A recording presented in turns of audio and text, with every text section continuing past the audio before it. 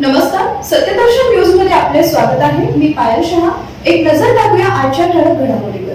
एकादशी आणि 31 डिसेंबरचा योग जुळून आल्यानं राज्यातील मंदिरांमध्ये भक्तीचा उत्साह.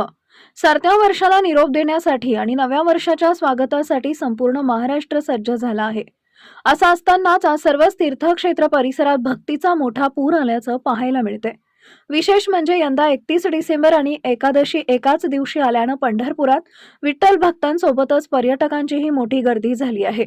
विठू माऊलीच्या चरणी डोके टेकवून नवीन वर्षाचा संकल्प करण्यासाठी लाखो भाविक पंढरीत दाखल झाले आहेत. पंढरपुरातील विठ्ठल मंदिर परिसर हा सध्या पर्यटकांनी दुमदुमल्याचं पाहायला मिळतंय. आज पहाटेपासूनच विठ्ठल रुक्मिणीच्या दर्शनासाठी भाविकांच्या लांबच लांब रांगा लागल्यात. चंद्रभागेच्या पात्रात पवित्र स्नान करून भाविक नामघोषात पंढरीत प्रवेश करत आहेत.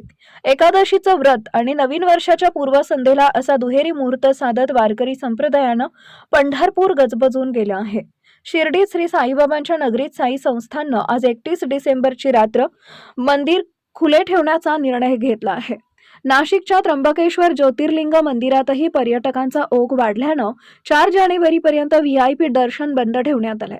कोल्हापुरातील करवीर निवासिनी अंबाबाई मंदिरासह ज्योतिबा डोंगर आणि पन्हाळगडावर पर्यटकांची मोठी गर्दी आहे.